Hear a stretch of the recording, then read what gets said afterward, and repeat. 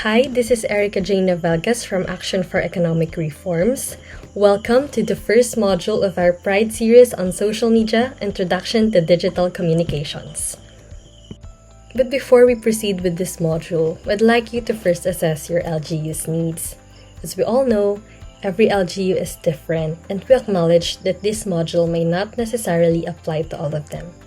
Thus, it's important that you first take a step back, conduct an audit, and gather data to have an understanding of where it's best for you to effectively communicate with your constituents. During the audit, these are the questions you need to ask. Where are my constituents online? Or are they online? How do they prefer to be engaged? Lastly, what do my constituents expect from the local government?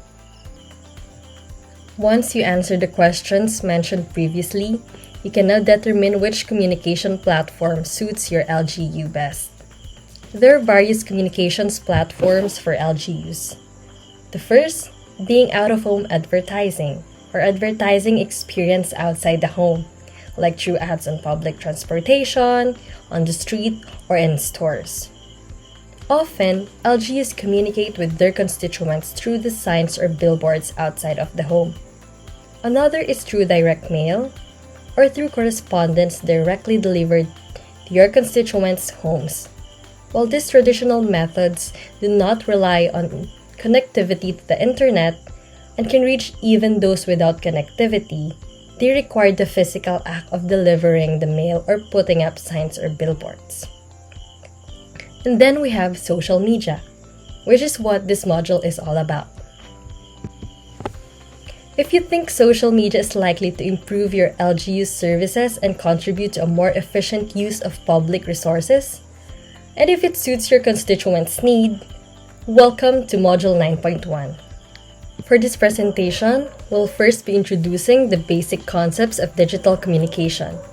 Then we will discuss how digital communication is being accessed and utilized in the Philippines. Lastly, we'll go into the discussion of how digital communication affects our daily lives. The internet has revolutionized communications. We use it in almost everything that we do, such as ordering food, connecting with families and friends, and with our constituents, purchasing items online, reading news articles, etc. Today, almost everything we need is at our fingertips. At present, the internet is no longer concerned with just exchanging information. It has become a tool of enabling us to create content online and communicate with one another. Digital communication has changed the way we communicate, but it does not change the nature of communication. When we think of how we naturally communicate, then we can see that digital communication simply gives us the tools to do what we already do. Some call digital communication as technology-enabled communication.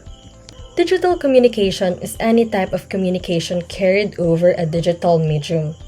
This could happen within the LGU, between LGUs, and external audiences. This includes LGU's online communication efforts, such as connecting with our constituents through launching a campaign, sharing information and contents online, and publishing announcements or advisories. In the Philippines, the digital marketing landscape is continuously growing due to the increasing number of Filipinos who choose digital channels over traditional media. This can be attributed to the majority of Filipinos' affinity to the internet, especially social media. In fact, there were 76.01 million internet users in the Philippines at the start of 2022. So how do digital communication and the digital ecosystem work? And how can you ensure your stories reach the right audience and have a good impact? To answer this question, it is important to know and understand the 4 pillars of digital communications according to Digicom's expert Peter Penipento. What is the content or the story that you want to share with your audience? Is it written, a video, multimedia content, or all of those? What are the platforms or the digital channels that you will use to reach your target audience? Is it website, social media platforms, emails? This will be further discussed later on. Your costs. This is the primary pillar. Think of it as a micro goal where you build your strategy around and how the other pillars support it. And lastly, you have your community or your audience. Once you know your pillars, you're ready to know your audience. What's the most effective strategy to reach that audience? What motivates them? How do they interact with others? A digital ecosystem is a group of interconnected information technology resources that can function as one unit. As shown in the figure, it is made up of people, a strategy, channels, and all the respective technologies. Interoperability is the key to the ecosystem success. There are several tools that are used in managing an ecosystem, but these are often used by profit-driven companies to grow their revenues and offer better products and services to their customers. In the discussion of the 4 pillars of Digicoms, we mentioned digital channels that we use to reach our audiences. Here are the different digital channels: websites and mobile applications. These are typically made up of different parts. This is where you store and manage all your images, videos, blogs, landing pages, or content. Next, we have social media, perhaps the most popular today. It is a platform that facilitates the creation and sharing of information, ideas, interests, and other forms of expression through virtual communities and networks. Social media management is all about building communities with the people who follow and subscribe to your channel. How many see your posts depends on the algorithms the social media platforms use. Your audiences may like your posts, comment, or share, creating what we call engagement. The more engagement on your posts, the algorithm shows your post to more and more people, making your organic views increase. Next, we have email, where messages are distributed from one computer to another recipient. How is digital communication being accessed and utilized in the Philippines? We can see that the Philippines is a country that has truly gone digital. As mentioned earlier, there were 76.01 million internet users in the Philippines at the start of 2022. The Philippines' internet penetration rate stood at 68% of the total population in January of this year. You can see on your screen the average amount of time that internet users aged 16 to 64 is spent with different kinds of media and devices as of February 2022. Filipinos spent 10 hours and 27 minutes using the internet, 3 and 35 minutes watching the television, 4 hours and 6 minutes using social media, and 1 hour and 17 minutes reading press media. Facebook is the most used social media in the Philippines. It is followed by Facebook Messenger, Instagram, and TikTok. The Philippines has transformed into a nation reliant on digital communication. Given this, how does digital communications affect our daily lives, and how should LGUs leverage this? The internet has changed the ways in which government interact with their constituents. It has become one of the key drivers of social evolution. As we all know, in every development, there are good and negative impacts. Let us first discuss the benefits of digital communication in people's everyday life. The changes in how we communicate are of particular significance. The internet has removed all communication barriers. Today, people stay online everywhere at all the times. The internet has become embedded in every aspect of our day-to-day lives, changing the way we interact with others. Today, it would only take a few seconds to send a message from one end to another end of the world. Partnerships and collaborations between LGUs and stakeholders are made possible through online means and channels. The internet has provided unbounded possibilities for learning. In addition to its communicative purposes, the internet is an accessible source of information.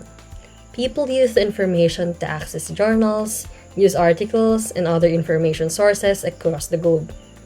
They rely on social media to stay informed about the policy announcements of the government. The internet also provides people with a platform where they can express themselves. Today, most people are more open to expressing their opinions on a specific issue and topic online. Research has shown that young people who voice their political opinions online are more inclined to take part in public affairs. The better informed a citizen is, the more likely they will step into the polling booth and the better they will express their political liberties. And while there are benefits to constant connectivity, we must also acknowledge that they come at some costs. The introduction of social media and online platforms led to the rise of fake news, mis- and disinformation, bias reporting. With the use of internet, we are also more vulnerable to data breaches and identity fraud. Here are some tips and recommendations on how to address these issues as individuals and as local government units bearing information for our constituents. Number 1. Question facts and assumptions. LGUs themselves has the responsibility of ensuring that the information they share is credible and verified. Make it a habit to process and assess the information that you publish or share. While it's important for LGUs to get information out quickly, especially in emergency situations like typhoons, it's equally important that the information is true. Otherwise, you could put your constituents at risk. Next, nudge the truth. One problem with fake news is that it becomes credible when repeated. Hence, repeating true and relevant information counteracts repeated misinformation and disinformation. Cite proof and evidence. Remember that statements become credible when backed by facts and data in the form of examples, quote from experts, or links to data and studies. Next, limit the number of accounts on social media so as to avoid confusion among your constituents. Having many accounts makes it easier for fake or unofficial accounts to pop up or spread misinformation.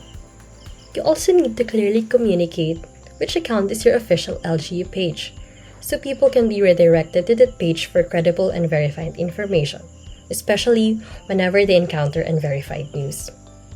And lastly, we as individuals need to demonstrate that privacy and security in the digital realm is a top priority.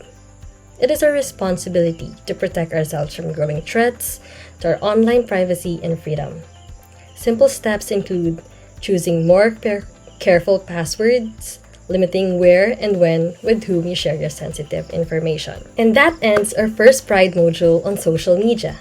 See you in the next module, which will discuss how social media is used for public service. Thank you.